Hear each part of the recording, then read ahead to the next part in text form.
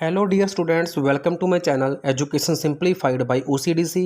This is Vinod Kumar Garg. जिस तरह तुसीं जानते हो कि कल 23/5/2021 ਨੂੰ ਨਰਸਿੰਗ ਦਾ ਐਗਜ਼ਾਮ ਬਾਬਾ ਫਰੀਦ ਯੂਨੀਵਰਸਿਟੀ ਵੱਲੋਂ ਲਿਆ ਜਾ ਰਿਹਾ ਹੈ। ਸਾਰੇ ਹੀ ਉਮੀਦਵਾਰ ਜਿਹੜੇ ਉਹ ਪੇਪਰ ਦੇਣ ਜਾ ਰਹੇ ਹਨ, ਸਭ ਤੋਂ ਪਹਿਲਾਂ ਉਹਨਾਂ ਨੂੰ ਆਲ ਦੀ ਬੈਸਟ, ਤਾਂ ਕਿ ਤੁਹਾਡਾ ਐਗਜ਼ਾਮ ਜਿਹੜਾ ਹੈਗਾ ਉਹ ਚੰਗਾ ਹੋ ਸਕੇ, ਉਮੀਦ ਕਰਦਾਂਗਾ। ਤੇ ਇਹ ਵੀਡੀਓ ਹੈ ਤੁਹਾਡੇ ਲਈ कि इस एग्ज़ाम दे विच पूछा जा सकता है पेशेंट की पोजीशनिंग बारे कुछ क्वेश्चन। तो पेशेंट दियाँ ਵੱਖ-ਵੱਖ पोजीशनस की होंदियां ने, कित्थे-कित्थे उन्हां दी वरतों हुंदी है, वो पोजीशन किस तरह की हुंदी है, तो इस दे बारे आपां इस वीडियो विच डिस्कस करांगे। वीडियो नूं बिना स्किप कीते हुए पूरा देखो, क्योंकि एक नर्सिंग जॉब के लिए पेशेंट की पोजीशनस बारे सब पता होना बहुत जरूरी हुंदा है कि किहड़ी पोजीशन दे विच पेशेंट नूं आपां रखना है किस स्पैसीफिक ट्रीटमेंट के लिए या फिर डायग्नोसिस के लिए। ओके, शुरू करते हैं कि पहला पेशेंट की पोजीशनिंग का मतलब की होंदा है, क्यों करनी होंदी है आपां ये, ठीक है जी। तो सब तो पहला है patient positioning involve properly maintaining a patient's neutral body position, मतलब न्यूट्रल अलाइनमेंट के रखना गा, ना ही आप बहुत ज़्यादा हाइपर एक्सटेंशन के रखना पेशेंट नूं, ना ही आप लेटरल रोटेशन के मतलब घुमा के रखना गा। प्रॉपरली आप देखना गा कि उन्होंने कोई इंजरी ना हो, ये प्रिवेंट करना गा। आप किसी तरह की इमोबिलिटी भी ना हो, ये भी ना हो कि पेशेंट जिहड़ा हैगा वो हिल जुल भी ना सके। पोजीशन बहुत मैटर करती है स्पैसीफिक ट्रीटमेंट वास्ते अते डायग्नोसिस वास्ते, ठीक है। Positioning patient is essential aspect of nursing practice and responsibility of the registered nurse in the surgery और स्पैसीमन कलैक्शन मतलब जो आप सैंपल लेना होंगे किसी पेशेंट का या फिर किसी भी ट्रीटमेंट के regarding proper patient positioning provide optimal exposure of the surgical treatment, ठीक है। मतलब जो आप पोजीशन सही रखांगे तो जी पेशेंट की जिस भी जगह के उपर कोई सर्जरी करनी है उस जगह का प्रॉपर एक्सपोजर हो जाता है। In most of the settings positioning patient provide airway management and ventilation, मतलब इस तरह पोजीशन करना है कि पेशेंट नूं साह आदि लैण विच ब्रीदिंग दे विच कोई प्रॉब्लम ना आवे ते उहदे एयरवे दे विच कोई रुकावट ना होवे। नैक्सट आप गल करांगे गोल ऑफ पेशेंट पोजीशनिंग, कि पेशेंट की सही पोजीशन का की मंतव हुंदा है, की उद्देश हुंदा है। तो सब तो पहला है providing patient comfort and safety, ताकि जोड़ा मरीज़ है वह कंफर्ट दे विच रहे, आराम दे विच रहे ते सुरक्षित रहे, ठीक है। उस तो बाद है मेनटेनिंग पेशेंट्स डिग्निटी ते प्राइवेसी जिहड़ी हैगी वो पेशेंट की मेनटेन रहनी चाहिए है। तो इस तरह आप जो वह कोई लाइक जिवें गायनैकोलॉजिकल ट्रीटमेंट होंदा लेडीज़ का, तो उदों एक प्रॉपर पोजीशन एक उहदा प्राइवेसी रखना, उसकी डिग्निटी बना के रखना ये बहुत जरूरी होंदा है, ठीक है। इस दे नाल ही है कि जिहड़ी पोजीशनिंग है that allow maximum visibility and access, तो जो सही पोजीशन होगी मरीज़ की तो डॉक्टर जिहड़ा हैगा प्रॉपरली विजुलाइज कर पाएगा किसी भी साइन सिम्पटम के बारे में, ते नाल डॉक्टर की एक्सेस हो जाएगी कि वह उस साइड के उपर प्रॉपर ट्रीटमेंट कर सके। इस तो इलावा होंदा है गाइडलाइनस होंदियां ने कुछ पेशेंट को पोजीशन करते समय, तो किहड़ी गाइडलाइनस फॉलो करनियां ने। सब तो पहला है explain the procedure, provide explanation to the client on why his or her position is being changed, मतलब मरीज़ को दस देना जरूरी होंदा है कि क्यों उसकी पोजीशन चेंज की जा रही है तो उसका की मंतव है, ठीक है। क्योंकि पेशेंट के नाल नर्स का एक रैपो मेनटेन होना बहुत जरूरी है, ताकि जी सही पोजीशन आप चेंज करनी है तो मरीज़ उस दे लिए अपने आप का जोड़ा सहयोग आ दे सके। इस तो इलावा encourage the client to assist as much as possible, मतलब पेशेंट नूं आपां नूं उत्साहित करना चाहिए है कि तुसीं अगर पोजीशन चेंज करनी है तो मरीज़ जिहड़ा हैगा वो अपने वालों भी उन्ना ही असिस्ट करे नर्स नूं, क्योंकि अगर कल्ला नर्स ही करेगी पोजीशन चेंज, पेशेंट असिस्ट नहीं करेगा तो पोजीशन चेंज करना बहुत डिफिकल्ट प्रोसैस हो सकता है। इस तो इलावा गैट एडुकेट हैल्प, मतलब किसी होर नर्स की ਜਾਂ होर वार्ड बॉय ਜਾਂ किसी भी तरह के स्टाफ की जी हैल्प लेती जा सकती है ਜਦੋਂ आप पोजीशन चेंज करनी होंगी है पेशेंट की।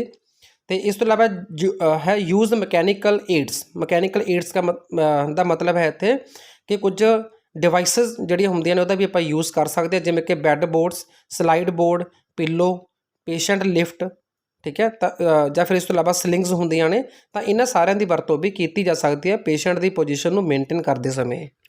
इस तो बाद है ਰੇਜ਼ ਦਾ ਕਲਾਇੰਟਸ ਬੈੱਡ, ਐਡਜਸਟ ਔਰ ਰੀਪੋਜੀਸ਼ਨ ਦਾ ਕਲਾਇੰਟਸ ਬੈੱਡ, ਜੋ ਮਰੀਜ਼ ਦਾ ਬੈੱਡ ਹੁੰਦਾ ਹੈ ਉਸ ਨੂੰ ਆਪਾਂ ਥੋੜ੍ਹਾ ਉੱਪਰ ਨੀਚੇ ਮਤਲਬ ਲਿਫਟ ਕਰਕੇ ਉਹਨੂੰ ਰੀਅਰੇਂਜ ਕਰ ਸਕਦੇ ਹਾਂ, ਰੇਜ਼ ਕਰ ਸਕਦੇ ਹਾਂ, so that the weight is at the level of nurse centre of gravity. ਜਿਹੜਾ ਮਰੀਜ਼ ਦਾ ਵੇਟ ਹੈ ਉਹ ਨਰਸ ਦੇ ਸੈਂਟਰ ਆਫ ਗ੍ਰੈਵਿਟੀ ਦੇ ਅਕੋਰਡਿੰਗਲੀ ਐਡਜਸਟ ਹੋ ਸਕੇ। ਠੀਕ ਹੈ ਜੀ। ਇਸ ਤੋਂ ਇਲਾਵਾ frequent position changes, note that any position correct or incorrect can be detrimental to the patient. ਮਤਲਬ ਅਗਰ ਕੋਈ ਵੀ ਪੋਜੀਸ਼ਨ ਜੇ ਲੰਬੇ ਸਮੇਂ ਲਈ ਰਵੇ, ਚਾਹੇ ਉਹ ਪੋਜੀਸ਼ਨ ਠੀਕ ਹੈ ਚਾਹੇ ਉਹ ਗਲਤ ਹੈ, ਅਗਰ ਉਹ ਲੰਬਾ ਸਮਾਂ ਉਹੀ ਪੋਜੀਸ਼ਨ ਰਹੇਗੀ ਮਰੀਜ਼ ਦੀ ਤਾਂ ਉਹ ਮਰੀਜ਼ ਦੇ ਉੱਪਰ ਨਕਾਰਾਤਮਕ ਪ੍ਰਭਾਵ ਪਾਉਂਦੀ ਹੈ, ਨੈਗੇਟਿਵ ਇਫੈਕਟ ਪਾਉਂਦੀ ਹੈ। ਸੋ ਉਸ ਨੂੰ ਰੋਕਣ ਦੇ ਲਈ ਆਪਾਂ ਕੀ ਕਰਨਾ ਕਿ ਹਰ 2 ਘੰਟੇ ਬਾਅਦ ਪੇਸ਼ੈਂਟ ਦੀ ਜਿਹੜੀ ਪੋਜੀਸ਼ਨ ਉਹ ਚੇਂਜ ਕਰਨੀ ਹੁੰਦੀ ਹੈ, ਤਾਂ ਉਸ ਦੇ ਨਾਲ ਜੋ ਮਰੀਜ਼ ਹੈ ਉਹ ਪ੍ਰੈਸ਼ਰ ਦੇ ਨਾਲ ਬਣਨ ਵਾਲੇ ਅਲਸਰ ਅਤੇ ਸਕਿਨ ਦੇ ਬ੍ਰੇਕਡਾਊਨ ਤੋਂ ਬਚ ਸਕਦਾ ਹੈ। ਨੈਕਸਟ ਹੈ avoid friction and shearing when moving a patient, lift rather than the slide. ਠੀਕ ਹੈ, ਪੇਸ਼ੈਂਟ ਨੂੰ ਲਿਫਟ ਕਰਨਾ, ਸਲਾਈਡ ਨਹੀਂ ਕਰਨਾ, to prevent the friction that can abrade the skin. ਅਗਰ ਫ੍ਰਿਕਸ਼ਨ ਕਰਾਂਗੇ ਤਾਂ ਉਹਦੇ ਨਾਲ ਕੀ ਹੈ, ਜਿਹੜੀ ਸਕਿਨ ਹੈ ਉਹਦੇ ਉੱਪਰ ਖਰੋਂਚ ਤੱਕ ਆ ਸਕਦੀ ਹੈ ਮਰੀਜ਼ ਦੇ ਉੱਪਰ। ਠੀਕ ਹੈ, ਮਰੀਜ਼ ਦੀ ਜਿਹੜੀ ਸਕਿਨ ਹੈ ਉਹਦੇ ਉੱਪਰ ਨਕਾਰਾਤਮਕ ਪ੍ਰਭਾਵ ਪੈ ਸਕਦਾ ਹੈ। ਫਿਰ ਹੈ proper body mechanics, observe good body mechanics for you and your patients safety. ਮਤਲਬ ਤੁਹਾਨੂੰ ਬੋਡੀ ਮਕੈਨਿਕਸ ਦੇ ਬਾਰੇ ਨੌਲੇਜ ਹੋਣੀ ਚਾਹੀਦੀ ਹੈ ਤਾਂ ਕਿ ਜਿਹੜਾ ਮਰੀਜ਼ ਆ ਉਹ ਵੀ ਸੇਫ ਰਹੇ ਅਤੇ ਜੋ ਉਹਦੇ ਲਈ ਉਹਦੀ ਦੇਖ ਰੇਖ ਕਰਨ ਵਾਲੀ ਜੋ ਨਰਸ ਹੈ ਉਸ ਦੀ ਵੀ ਸੇਫਟੀ ਹੋ ਸਕੇ। Okay, position self close to the client, ਮਤਲਬ ਆਪਦੀ ਪੋਜੀਸ਼ਨ ਨੂੰ ਕਲਾਇੰਟ ਦੇ ਬਿਲਕੁਲ ਨਜ਼ਦੀਕੀ ਬਣਾ ਕੇ ਰੱਖੋ। Avoid twisting your back, neck and pelvis by keeping them aligned. ਮਤਲਬ ਜਿਹੜੀ ਨਰਸ ਦੀ ਬੋਡੀ ਹੈ ਉਸ ਦੀ ਵੀ ਪੋਜੀਸ਼ਨ ਇੱਕ ਅਲਾਈਨਮੈਂਟ ਵਿੱਚ ਹੋਣੀ ਚਾਹੀਦੀ ਹੈ। ਠੀਕ ਹੈ, ਤਾਂ ਕਿ ਉਸ ਨੂੰ ਵੀ ਬੋਡੀ ਦੇ ਉੱਪਰ ਨਕਾਰਾਤਮਕ ਪ੍ਰਭਾਵ ਨਹੀਂ ਪੈਣੇ ਚਾਹੀਦੇ। ਸੋ ਹੁਣ ਆਪਾਂ ਗੱਲ ਕਰਾਂਗੇ ਕੁਝ ਕਾਮਨ ਪੋਜੀਸ਼ਨਸ ਦੀ। ਤਾਂ ਸਭ ਤੋਂ ਪਹਿਲੀ ਜੋ ਪੋਜੀਸ਼ਨ ਤੁਸੀਂ ਇਸ ਡਾਇਗਰਾਮ 'ਚ ਦੇਖ ਰਹੇ ਹੋ ਇਸ ਇਮੇਜ ਦੇ ਵਿੱਚ, ਉਹ ਹੈ ਸੁਪਾਈਨ ਪੋਜੀਸ਼ਨ। ਤਾਂ ਸੁਪਾਈਨ ਪੋਜੀਸ਼ਨ ਵਿੱਚ ਕੀ ਹੁੰਦਾ ਹੈ, ਇਹਦੇ ਵਿੱਚ ਹੋਏਗਾ ਕਿ ਜਿਹੜਾ ਪੇਸ਼ੈਂਟ ਹੈ that lies flat on the back side. ਠੀਕ ਹੈ, ਆਪਣੇ ਬੈਕ ਦੇ ਬਲ ਦੇ ਉੱਪਰ ਬਿਲਕੁਲ ਸਿੱਧਾ ਪਿਆ ਹੁੰਦਾ ਅਤੇ ਉਸਦੇ ਜੋ ਸ਼ੋਲਡਰ ਨੇ ਅਤੇ ਹੈੱਡ ਹੈ ਉਹ ਦੋਨੋਂ ਸਲਾਈਟਲੀ ਰੇਜ਼ਡ ਹੋਣਗੇ। ਠੀਕ ਹੈ, ਯੂਜ਼ਿੰਗ ਅ ਪਿੱਲੋ। ਕਲੀਅਰ ਹੈ। ਤਾਂ ਇਸ ਦੇ ਨਾਲ ਕੀ ਹੋਏਗਾ, ਜਿਹੜੀ ਇਹ ਪੋਜੀਸ਼ਨ ਹੈ ਇਹਨੂੰ ਜਿਵੇਂ ਜਦੋਂ ਐਨਾਸਥੀਸੀਆ ਕਰਨਾ ਹੁੰਦਾ ਪੇਸ਼ੈਂਟ ਨੂੰ ਡੂਰਿੰਗ ਸਰਜਰੀ, ਤਾਂ ਉਸ ਦੇ ਲਈ ਇਹ ਸਭ ਤੋਂ ਬੈਸਟ ਪੋਜੀਸ਼ਨ ਹੈ, ਜਾਂ ਫਿਰ ਸਪਾਈਨ ਸਰਜਰੀ ਦੇ ਵਿੱਚ ਵੀ ਇਹ ਪੋਜੀਸ਼ਨ ਸਹੀ ਮੰਨੀ ਜਾਂਦੀ ਹੈ। ਓਕੇ, ਇਸ ਤੋਂ ਇਲਾਵਾ variations in the position. In the spine position legs may be extended or slightly bent with arms up and down. ਮਤਲਬ ਇਹ ਆਪਾਂ ਥੋੜ੍ਹੀ ਬਹੁਤ ਇਹਦੇ 'ਚ ਪੋਜੀਸ਼ਨ ਜਿਹੜੀ ਹੈਗੀ ਚੇਂਜ ਸਪਾਈਨ ਦੇ ਵਿੱਚ ਕਰ ਸਕਦੇ ਹਾਂ। ਆਰਮਸ ਨੂੰ ਅਪ ਕਰ ਸਕਦੇ ਹਾਂ, ਡਾਊਨ ਕਰ ਸਕਦੇ ਹਾਂ, ਜਾਂ ਫਿਰ ਲੈਗਸ ਨੂੰ ਐਕਸਟੈਂਡ ਵੀ ਕਰ ਸਕਦੇ ਹਾਂ। It provide comfort in general for patient under recovery. Surgery ਤੋਂ ਬਾਅਦ ਜਿਹੜੀ ਪੇਸ਼ੈਂਟ ਦੀ ਰਿਕਵਰੀ ਵਾਲੀ ਪੋਜੀਸ਼ਨ ਹੁੰਦੀ ਹੈ ਤਾਂ ਉਦੋਂ ਸਰਜਰੀ ਤੋਂ ਬਾਅਦ ਮਰੀਜ਼ ਨੂੰ ਇਸ ਪੋਜੀਸ਼ਨ ਦੇ ਵਿੱਚ, ਸਪਾਈਨ ਪੋਜੀਸ਼ਨ ਦੇ ਵਿੱਚ ਰੱਖਿਆ ਜਾਂਦਾ ਹੈ। Okay, so it is most commonly use position. ਸਭ ਤੋਂ ਵੱਧ ਇਹ ਪੋਜੀਸ਼ਨ ਦਾ ਯੂਜ਼ ਹੌਸਪੀਟਲਾਈਜੇਸ਼ਨ ਵਾਲੇ ਪੇਸ਼ੈਂਟ ਦੇ ਵਿੱਚ ਕੀਤਾ ਜਾਂਦਾ ਹੈ। ਨੈਕਸਟ ਹੈ spine position is frequently used on the procedure involving anterior surface of the body, for example abdominal area, ਮਤਲਬ ਜਿਹੜਾ ਪੇਟ ਵਾਲਾ ਏਰੀਆ ਹੈਗਾ ਉਹਦੀ ਐਗਜ਼ਾਮੀਨੇਸ਼ਨ ਦੇ ਦੌਰਾਨ ਇਸ ਪੋਜੀਸ਼ਨ ਦੇ ਵਿੱਚ ਇਸ ਪੋਜੀਸ਼ਨ ਦੇ ਜ਼ਿਆਦਾ ਪ੍ਰਭਾਵ ਮਤਲਬ ਹੁੰਦੇ ਹਨ, ਜ਼ਿਆਦਾ ਬੈਨੀਫਿਟ ਹੁੰਦਾ ਹੈ। ਕਾਰਡੀਅਕ ਮੋਨੀਟਰਿੰਗ ਕਰਦੇ ਸਮੇਂ ਵੀ ਇਹ ਪੋਜੀਸ਼ਨ ਬੈਟਰ ਮੰਨੀ ਜਾਂਦੀ ਹੈ। ਅਤੇ ਥੋਰੈਸਿਕ ਏਰੀਆ ਜਿਹਨੂੰ ਆਪਾਂ ਚੈਸਟ ਵਾਲਾ ਏਰੀਆ ਕਹਿੰਦੇ ਹਾਂ, ਤਾਂ ਉਸ ਦੀ ਐਗਜ਼ਾਮੀਨੇਸ਼ਨ ਦੌਰਾਨ ਵੀ ਸਪਾਈਨ ਪੋਜੀਸ਼ਨ ਬੈਸਟ ਹੁੰਦੀ ਹੈ। ਇਸ ਤੋਂ ਇਲਾਵਾ ਅਗਲੀ ਪੋਜੀਸ਼ਨ ਹੁੰਦੀ ਹੈ ਫਾਉਲਰਸ ਪੋਜੀਸ਼ਨ। ਤਾਂ ਫਾਉਲਰ ਪੋਜੀਸ਼ਨ 'ਚ ਹੋਏਗਾ it is also known as semi sitting position. ਠੀਕ ਹੈ, it is bed position where the head of the bed is elevated. ਮਤਲਬ ਜਿਹੜਾ ਬੈੱਡ ਦਾ ਹੈਡ ਹੈ, ਬੈੱਡ ਦਾ ਜੋ ਮਤਲਬ ਸਿਰ ਵਾਲਾ ਸਿਰਾ ਜਿਹਨੂੰ ਆਪਾਂ ਕਹਿ ਸਕਦੇ ਹਾਂ, ਪਾਸਾ ਜਿਹਨੂੰ ਕਹਿ ਸਕਦੇ ਹਾਂ, ਤਾਂ ਉਹ 45 ਤੋਂ ਲੈ ਕੇ 60 ਡਿਗਰੀ ਤੱਕ ਰੇਜ਼ ਕੀਤਾ ਜਾਂਦਾ ਹੈ, ਉੱਪਰ ਚੁੱਕਿਆ ਜਾਂਦਾ ਹੈ। Okay, variation of the Fowler position include low Fowler's position, ਜਦੋਂ ਆਪਾਂ 15 ਤੋਂ 30 ਡਿਗਰੀ ਐਂਗਲ ਰੱਖਣਾ ਹੈ ਬੈੱਡ ਦਾ। ਅਗਰ 30 ਤੋਂ 45 ਤਾਂ ਸੈਮੀ ਫਾਉਲਰ, ਅਤੇ ਉਸ ਤੋਂ ਜ਼ਿਆਦਾ ਐਂਗਲ ਰੱਖਾਂਗੇ ਤਾਂ ਹਾਈ ਫਾਉਲਰ। ਇਹ ਪੋਜੀਸ਼ਨ ਮੋਡੀਫਾਈ ਹੁੰਦੀਆਂ ਹਨ। ਸੋ ਤੁਸੀਂ ਇਸ ਇਮੇਜ ਵਿੱਚ ਦੇਖ ਰਹੇ ਹੋ ਫਾਉਲਰ ਪੋਜੀਸ਼ਨ, ਜਿਸ ਦੇ ਵਿੱਚ ਆਪਾਂ ਬੈੱਡ ਦਾ ਜਿਹੜਾ ਹੈਡ ਹੈ ਉਸ ਨੂੰ ਕੁਝ ਐਂਗਲ ਦੇ ਉੱਪਰ ਰੇਸ ਕੀਤਾ ਹੋਇਆ ਹੈ। ਓਕੇ, ਤਾਂ ਇਸ ਪੋਜੀਸ਼ਨ ਦੇ ਲਈ ਆਪਾਂ ਮਤਲਬ ਜਦੋਂ ਪੇਸ਼ੈਂਟ ਦੇ ਲੰਗਸ ਦੀ ਐਕਸਪੈਂਸ਼ਨ ਕਰਨੀ ਹੋਵੇ, ਲੰਗਸ ਦੇ ਵਿੱਚ ਫਲਾਅ ਲੈ ਕੇ ਆਉਣਾ ਹੋਵੇ, ਤਾਂ ਉਦੋਂ ਇਹ ਪੋਜੀਸ਼ਨ ਬੈਟਰ ਮੰਨੀ ਜਾਂਦੀ ਹੈ। ਠੀਕ ਹੈ, it is also used in some surgeries. So ਜਿਹੜਾ ਦਾ ਨਾਮ ਪਿਆ ਫੋਲਰ ਪੋਜੀਸ਼ਨ ਉਹ ਇਸ ਦੇ ਜਿਸ ਨੇ ਮਤਲਬ ਜਿਹੜੀ ਪੋਜੀਸ਼ਨ ਹੈ ਉਸ ਨੂੰ ਡਿਸਕਵਰ ਕੀਤਾ ਕਹਿ ਸਕਦੇ ਆਪਾਂ ਜਾਂ ਇਨਵੈਂਟ ਕੀਤਾ ਵੀ ਕਹਿ ਸਕਦੇ ਆ ਮਤਲਬ ਇਸ ਨੇ ਪੋਜੀਸ਼ਨ ਇਹ ਬਣਾਈ ਹੈ ਪਹਿਲੀ ਵਾਰ ਠੀਕ ਹੈ ਤਾਂ ਉਹਦਾ ਨਾਮ ਹੈ ਜॉर्ज ਫੋਲਰ ठीक है जॉर्ज राइसन फॉलर ये उसका नाम है तो उसके नाम तो ही ये पोजीशन का नाम रखा गया है। सो नैक्सट पोजीशन है अपनी ऑर्थोपेनिक और ट्राईपॉड पोजीशन। ओके सो ये जो पोजीशन है इससे की होएगा place the patient in sitting position मतलब बिठा के रखना है पेशेंट नू और on the side of the bed with an over bed table in front to lean on and several pillow on the table on rest on. तो इस position के विच की होएगा एक तरह की यह सिटिंग पोजीशन है ठीक है या फिर बैड के साइड के उपर अपन की करना एक ओवर बैड टेबल लगाना है होर ठीक है in front to lean on ताकि उसके उपर जो पेशेंट है वो अपना जोड़ा भार है उसके उपर पा सके ठीक है या फिर सैबरल पिलोज आप रख सकते हैं मतलब कुशन रख सकते हैं जिन्होंने आप सराहने भी कह सकते हैं ठीक है। तो इस की होएगा पोजीशन के देख सकते हो इस इमेज के ठीक है तो सराहणियां के उपर अपना जोड़ा है बाहां रख के पेशेंट जोड़ा है सिटिंग पोजीशन के बैठा हुआ है तो इसनूं आपां ऑर्थोपेनिक पोजीशन या ट्राईपॉड पोजीशन बोलते हाँ। तो इस पोजीशन का बेनीफिट की है कि इहदे नाल मैक्सीमम लंग एक्सपेंशन होंदी है फेफड़िਆਂ ਦੇ ਵਿੱਚ ज़्यादा फैला आउंदा है ठीक है। तो इस पोजीशन के नाल ज़्यादा तो ज़्यादा जो पेशेंट वो एक्सहेल कर सकता है मतलब अपनी जिहड़ी रेस्पिरेटरी गैसेज है उन्होंने शरीर विचों बाहर कढ़ सकदा उन्होंने आपां एक्सहेलिंग बोलते हाँ। Next common position is called prone position. In prone position the patient lies on the abdomen मतलब पेट के बल पेशेंट जो है वो पैंदा है with head turn to one side head नूं एक साइड ते घुमाया जाता है and the hips are not flexed ठीक है। सो इस पोजीशन की होगा extension of hips and knee joint. इस पोजीशन का फायदा है कि इस पोजीशन के नाल ਜਿਹੜੇ हिप्स का जॉइंट है ਜਾਂ ਨੀ ਦਾ जॉइंट है वो एक्सपैंड हो जाता है एक्सटेंड हो जाता है ठीक है। Prone position is the only bed position that allow full extension of the hip and knee joint. It also help to prevent flexion contractures of the hips and the knees मतलब अगर hip तो knee joint के कोई examination करनी है तो उसके लिए जी प्रोन पोजीशन है सब तो बेस्ट पोजीशन है जो कि बैड पोजीशन है। सो प्रोन पोजीशन का एक फायदा होर भी है कि इस आप ड्रेनेज ऑफ सक्रेशनस कर सकते हाँ ठीक है। Prone position also promote drainage from the mouth and useful for the client who are unconscious और those recover from surgery of the mouth मतलब मूँह या गले की सर्जरी वाले पेशेंट नूं रिकवरी के दौरान इस पोजीशन के विच पैना बहुत सहाई होंदा है बेनीफिशियल होंदा है। सो अगली जो पोजीशन है वो है लेटरल पोजीशन। तो इस की होएगा इन द लेटरल और side lying position patient lies on one side of the body with top lag in front of the bottom lag ठीक है। सो ये पोजीशन जी हैगी ये भी हिप ते नी जॉइंट में फ्लैक्स रखूगी मतलब झुका के रखूगी flexing the top hip and the knee and placing this leg in front of the body creates a wider triangular base of the support and achieve greater stability मतलब patient ਵੱਧ ਤੋਂ ਵੱਧ stable रहेगा इस पोजीशन ਦੇ ਵਿੱਚ यानी कि लेटरल पोजीशन ਦੇ ਵਿੱਚ। ओके सो इस इमेज तुम देख रहे हो this is the lateral position in which patient is lying on the one side and it's the most stable position for the patient. So Sims जो पोजीशन है इन्हों आप कह सकते हैं कि यह पोजीशन लगभग प्रोन पोजीशन ਅਤੇ ਲੇਟਰਲ ਪੋਜੀਸ਼ਨ ਦੇ ਵਿਚਕਾਰ ਹੁੰਦੀ ਹੈ ਇਸ ਨੂੰ ਆਪਾਂ ਸੈਮੀ ਪ੍ਰੋਨ ਪੋਜੀਸ਼ਨ ਵੀ ਕਹਿ ਸਕਦੇ ਹਾਂ। ਓਕੇ ਤਾਂ ਇਸ ਦੇ ਵਿੱਚ ਹੁੰਦਾ ਕਿ ਜਿਹੜੀ ਲੋਅਰ ਆਰਮ ਹੁੰਦੀ ਹੈ ਉਹ ਪੇਸ਼ੈਂਟ ਦੇ ਪਿੱਛੇ ਵੱਲ ਹੁੰਦੀ ਹੈ ਔਰ ਜਿਹੜੀ ਅਪਰ ਆਰਮ ਹੁੰਦੀ ਹੈ ਉਹ ਫਲੈਕਸ ਯਾਨੀ ਕਿ ਮੁੜੀ ਹੁੰਦੀ ਹੈ ਅਬਵ ਦਾ ਸ਼ੋਲਡਰ मतलब ਨੀਅਰ ਦਾ ਸ਼ੋਲਡਰ ਲੈਵਲ ਠੀਕ ਹੈ। The upper leg is more acutely flexed ज़्यादा मुड़ी होंगी है at both the hip and knee that is the lower one. So Sims position ਦੇ ਕੀ ਬੈਨੀਫਿਟ ਨੇ ਉਹ ਆਪਾਂ ਦੇਖਦੇ ਹਾਂ ਹੁਣ।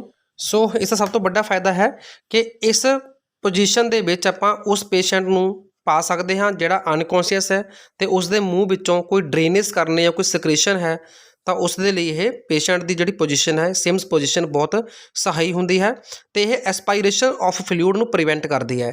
ਐਸਪਾਇਰੇਸ਼ਨ ਦਾ ਮਤਲਬ ਹੁੰਦਾ ਕਈ ਵਾਰ ਜੋ ਪੇਸ਼ੈਂਟ ਉਹ ਆਪਣੇ ਫਲੂਇਡ ਨੂੰ ਅੰਦਰ ਹੀ ਨਿਗਲ ਲੈਂਦਾ ਹੈ, ਛਾਤੀ ਦੇ ਵਿੱਚ ਚਲਾ ਜਾਂਦਾ ਹੈ, ਤਾਂ ਆਪਾਂ ਉਸ ਨੂੰ ਐਸਪਾਇਰੇਸ਼ਨ ਬੋਲਦੇ ਹਾਂ। ਤਾਂ ਉਸ ਐਸਪਾਇਰੇਸ਼ਨ ਨੂੰ ਰੋਕਣ ਦੇ ਲਈ ਇਹ ਪੋਜੀਸ਼ਨ ਬਹੁਤ ਜ਼ਿਆਦਾ ਬੈਟਰ ਹੁੰਦੀ ਹੈ। ਓਕੇ, ਤੇ ਪ੍ਰੈਗਨੈਂਟ ਵੂਮੈਨ ਦੇ ਕੰਫਰਟ ਵਾਸਤੇ ਵੀ ਜਿਹੜੀ ਇਹ ਸਿਮਸ ਪੋਜੀਸ਼ਨ ਹੈ ਉਹ ਬਹੁਤ ਅੱਛੀ ਹੈ। ਤੇ ਜਿਹੜੀ ਪ੍ਰੈਗਨੈਂਟ ਲੇਡੀ ਹੈ ਉਹ ਨੀਂਦ ਦੇ ਸਮੇਂ ਮਤਲਬ ਸੌਣ ਦੇ ਸਮੇਂ ਇਹ ਪੋਜੀਸ਼ਨ ਨੂੰ ਯੂਜ਼ ਕਰ ਸਕਦੀ ਹੈ। ਸੋ ਨੈਕਸਟ ਪੋਜੀਸ਼ਨ ਆਉਂਦੀ ਹੈ ਆਪਣੀ ਲਿਥੋਟੋਮੀ ਪੋਜੀਸ਼ਨ। ਤਾਂ ਇਸ 'ਚ ਕੀ ਹੋਏਗਾ, ਪੇਸ਼ੈਂਟ ਪੋਜੀਸ਼ਨ ਇਨ ਵਿਚ the patient is on their back with hips and the knee flexed. ਮਤਲਬ ਗੋਡੇ ਅਤੇ ਜਿਹੜਾ ਚੂਲਾ ਹੈ ਜਿਹਨੂੰ ਆਪਾਂ ਹਿਪ ਕਹਿੰਦੇ ਹਾਂ ਤਾਂ ਉਹ ਬੈਂਡ ਕੀਤਾ ਹੋਏਗਾ, ਫਲੈਕਸ ਕੀਤਾ ਹੋਏਗਾ, ਠੀਕ ਹੈ। ਐਂਡ ਦਾ ਥਾਈ ਅਪਾਰਟ, ਥਾਈ ਮਤਲਬ ਪੱਟ ਜਿਹੜੇ ਹੈਗੇ ਨੇ ਉਹ ਦੋਨਾਂ ਦੇ ਵਿਚਕਾਰ ਗੈਪ ਹੋਵੇਗਾ। ਤਾਂ ਇਸ ਪੋਜੀਸ਼ਨ ਨੂੰ ਆਪਾਂ ਲਿਥੋਟੋਮੀ ਪੋਜੀਸ਼ਨ ਕਹਿੰਦੇ ਹਾਂ। ਲਿਥੋਟੋਮੀ ਪੋਜੀਸ਼ਨ ਦੇ ਵਿੱਚ ਅੱਗੇ ਕਾਫੀ ਸਾਰੀ ਵੇਰੀਏਸ਼ਨ ਹੋ ਸਕਦੀਆਂ ਹਨ, ਜਿਵੇਂ ਕਿ ਲੋ ਲਿਥੋਟੋਮੀ ਪੋਜੀਸ਼ਨ। ਇਹਦੇ 'ਚ ਕੀ ਹੋਏਗਾ, patient's hips are flexed until the angle between the posterior surface of the patient's thigh and ਔਰ bed surface is 40 degree to 60 degree. ਤਾਂ ਇਹਨੂੰ ਆਪਾਂ ਲੋ ਲਿਥੋਟੋਮੀ ਪੋਜੀਸ਼ਨ ਬੋਲਾਂਗੇ ਜੇ ਐਂਗਲ 40 ਤੋਂ ਲੈ ਕੇ 60 ਡਿਗਰੀ ਦਾ ਹੈ, ਠੀਕ ਹੈ। ਫਿਰ ਆਪਾਂ ਬੋਲਾਂਗੇ ਹੈਮੀ ਲਿਥੋਟੋਮੀ ਪੋਜੀਸ਼ਨ। ਤਾਂ ਇਸ 'ਚ ਕੀ ਹੋਏਗਾ, patient's non operative leg is positioned in standard lithotomy the patient's operating leg, ਜਿਹੜੀ ਲੈਗ ਦਾ ਕੋਈ ਕੰਮ ਨਹੀਂ ਹੈਗਾ, ਨॉन ਆਪਰੇਟਿੰਗ ਹੈ, ਉਹ ਤੋਂ ਆਪਾਂ ਕੰਮ ਨਹੀਂ ਲੈ ਰਹੇ, ਤਾਂ ਉਸ ਨੂੰ ਆਪਾਂ ਰੱਖਣਾ ਗਾ ਸਟੈਂਡਰਡ ਲਿਥੋਟੋਮੀ ਦੇ ਵਿੱਚ। ਪਰ ਜਿਹੜੀ ਆਪਰੇਟਿੰਗ ਲੈਗ ਹੈ ਉਸ ਨੂੰ ਆਪਾਂ ਕਿਸੇ ਹੋਰ ਐਂਗਲ ਦੇ ਵਿੱਚ ਰੱਖ ਸਕਦੇ ਹਾਂ, ਤਾਂ ਉਸ ਨੂੰ ਬੋਲਾਂਗੇ ਹੈਮੀ ਲਿਥੋਟੋਮੀ ਪੋਜੀਸ਼ਨ। ਫਿਰ ਹੈ high lithotomy position. The patient's hip are flexed until the angle between posterior surface of the patient's thigh and or the bed surface is 110 ਮਤਲਬ 110 ਡਿਗਰੀ ਟੂ 120 ਡਿਗਰੀ। 110 ਤੋਂ 120 ਡਿਗਰੀ ਦਾ ਜਦੋਂ ਐਂਗਲ ਹੋਵੇਗਾ ਤਾਂ ਉੱਥੇ ਉਹਨੂੰ ਪੋਜੀਸ਼ਨ ਨੂੰ ਬੋਲਾਂਗੇ high lithotomy position. Next position ਆਉਂਦੀ ਹੈ ਟ੍ਰੈਂਡਲਨਸਬਰਗ ਪੋਜੀਸ਼ਨ। ਤਾਂ ਟ੍ਰੈਂਡਲਨਬਰਗ ਜੋ ਪੋਜੀਸ਼ਨ ਹੈ ਉਸ 'ਚ ਕੀ ਹੈ, it involve lowering the head of the bed. ਇਸ 'ਚ ਆਪਾਂ ਬੈੱਡ ਦੇ ਹੈਡ ਨੂੰ ਨੀਚੇ ਕਰਨਾ ਹੈ ਕੁਝ ਐਂਗਲ ਦੇ ਉੱਪਰ, ਐਂਡ ਰੇਜ਼ਿੰਗ ਦਾ ਫੁੱਟ ਵਾਲੀ ਜੋ ਸਾਈਡ ਹੈ ਉਹ ਆਪਾਂ ਉੱਪਰ ਰੇਜ਼ ਕਰਨੀ ਹੈ। The patient's arms should be tucked at the sides, ਮਤਲਬ ਜਿਹੜੀਆਂ ਪੇਸ਼ੈਂਟ ਦੀਆਂ ਬਾਹਾਂ ਨੇ ਉਹ ਦੋਨੋਂ ਸਾਈਡਾਂ ਦੇ ਉੱਪਰ ਹੀ ਹੋਣੀਆਂ ਚਾਹੀਦੀਆਂ ਹਨ। ਤਾਂ ਇਸ ਦਾ ਕੀ ਬੈਨੀਫਿਟ ਹੈ, ਦਿਸ ਪੋਜੀਸ਼ਨ ਐਨਹਾਂਸਸ ਦਾ ਔਰ ਪ੍ਰਮੋਟ ਦਾ ਵੇਨਸ ਰਿਟਰਨ, ਵੇਨਸ ਦੇ ਵਿੱਚੋਂ ਡੀਆਕਸੀਜਨੇਟਡ ਬਲੱਡ ਦਾ ਵਾਪਸ ਆਉਣਾ ਟੂਵਰਡਸ ਦਾ ਹਾਰਟ ਦੇ ਰਾਈਟ ਔਰੀਕਲ ਦੇ ਵਿੱਚ ਜਦੋਂ ਪੂਰੀ ਬੋਡੀ 'ਚੋਂ ਬਲੱਡ ਵਾਪਸ ਆਉਂਦਾ ਹੈ ਉਸ ਨੂੰ ਵੇਨਸ ਰਿਟਰਨ ਕਹਿੰਦੇ ਹਾਂ। ਤਾਂ ਜਿਹੜੇ ਪੇਸ਼ੈਂਟ ਹਾਰਟ ਨਾਲ ਰਿਲੇਟਡ ਹੁੰਦੇ ਹਨ ਉਹਨਾਂ ਦੇ ਵਿੱਚ ਇਹ ਬਹੁਤ ਇੰਪੋਰਟੈਂਟ ਹੁੰਦਾ ਹੈ, ਠੀਕ ਹੈ। Hypertensive patients can benefit from this position, ਮਤਲਬ ਜਿਹਨਾਂ ਦਾ BP ਬਹੁਤ ਜ਼ਿਆਦਾ ਹੁੰਦਾ ਹੈ ਉਹਨਾਂ ਪੇਸ਼ੈਂਟਸ ਦੇ ਇਲਾਜ ਦੇ ਦੌਰਾਨ ਇਹ ਪੋਜੀਸ਼ਨ ਸਹਾਈ ਹੋ ਸਕਦੀ ਹੈ, because it promote veins return. Next ਜੋ ਆਪਾਂ ਪੋਜੀਸ਼ਨ ਹੁਣੇ ਪੜ੍ਹ ਕੇ ਹਟੇ ਹਾਂ ਉਸੇ ਪੋਜੀਸ਼ਨ ਦਾ ਰਿਵਰਸ ਵੀ ਹੁੰਦਾ ਹੈ, ਰਿਵਰਸ ਟ੍ਰੈਂਡਲਨਬਰਗਸ ਪੋਜੀਸ਼ਨ। ਇਸ 'ਚ ਕੀ ਹੋਏਗਾ, patients position where the head of the bed is elevated with foot of the bed down, ਠੀਕ ਹੈ। ਉਸ ਦਾ ਉਲਟਾ ਹੈ, ਮਤਲਬ ਕਿ ਆਪਾਂ ਇਸ 'ਚ ਜੋ ਪੈਰ ਵਾਲਾ ਪਾਸਾ ਹੈ ਉਸ ਨੂੰ ਨੀਚੇ ਰੱਖਣਾ ਹੈ ਅਤੇ ਜੋ ਹੈਡ ਵਾਲਾ ਪਾਸਾ ਹੈ ਉਸ ਨੂੰ ਆਪਾਂ ਉੱਪਰ ਰੇਜ਼ ਕਰਨਾ ਹੈ। It is opposite of the Trendelenburg's position. So ਇਹ ਜੋ ਪੋਜੀਸ਼ਨ ਹੈ ਇਸ ਨੂੰ ਆਪਾਂ ਯੂਜ਼ ਕਰ ਸਕਦੇ ਹਾਂ ਗੈਸਟਰੋ ਇੰਟੈਸਟਾਈਨਲ ਪ੍ਰੋਬਲਮ ਦੇ ਦੌਰਾਨ। ਓਕੇ, ਫਿਰ ਨੈਕਸਟ ਪੋਜੀਸ਼ਨ ਆਪਣੀ ਆਉਂਦੀ ਹੈ ਨੀ ਚੈਸਟ ਪੋਜੀਸ਼ਨ।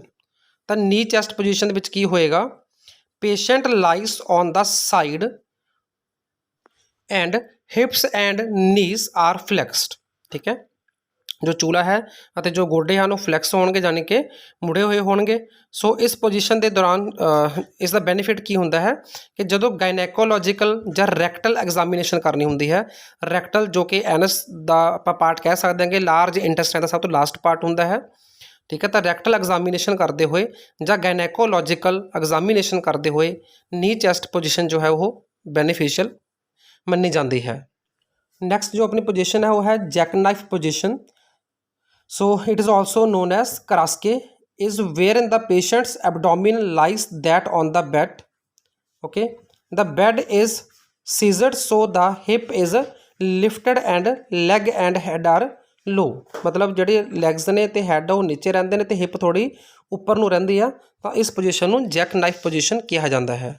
ਸੋ ਇਸ ਇਮੇਜ ਤੁਸੀਂ ਦੇਖ ਰਹੇ ਹੋ ਕਿ ਜੈਕ ਨਾਈਫ ਪੋਜੀਸ਼ਨ ਕਿਸ ਤਰ੍ਹਾਂ ਹੁੰਦੀ ਹੈ। So in surgery jackknife position is frequently used for surgeries involving the anus ਜਿੱਥੋਂ ਵੇਸਟ ਬੋਡੀ ਦਾ ਬਾਹਰ ਨਿਕਲਦਾ ਹੈ ਉਸ ਪਾਰਟ ਨੂੰ ਐਨਸ ਕਿਹਾ ਜਾਂਦਾ ਹੈ। ਇਸ ਤੋਂ ਇਲਾਵਾ ਰੈਕਟਮ ਜੋ ਕਿ ਲਾਰਜ ਇੰਟੈਸਟਾਈਨ ਦਾ ਪਾਰਟ ਹੈ, ਕੋਕਿਕਸ, ਸਰਟਨ ਬੈਕ ਸਰਜਰੀਜ਼ ਕੋਈ ਵੀ ਜੋ ਪਿੱਛੋਂ ਸਰਜਰੀ ਹੋਣੀ ਹੈ ਬੈਕ ਵਾਲੀ ਸਾਈਡ ਤੋਂ, ठीक है, ਜਾਂ ਫਿਰ ਐਡਰੀਨਲ ਸਰਜਰੀ, ਐਡਰੀਨਲ ਮਤਲਬ ਜੋ ਗਲੈਂਡ ਹੁੰਦੀ ਹੈ ਜੋ ਕਿਡਨੀ ਦੇ ਉੱਪਰ ਸਥਿਤ ਹੁੰਦੀ ਹੈ, ਤਾਂ ਇਹਨਾਂ ਸਰਜਰੀ ਦੇ ਦੌਰਾਨ ਇਸ ਪੋਜੀਸ਼ਨ ਦਾ ਬੈਨੀਫਿਟ ਜੋ ਹੈ ਉਹ ਲਿਆ ਜਾਂਦਾ ਹੈ ਜੈਕ ਨਾਈਫ ਪੋਜੀਸ਼ਨ ਦਾ।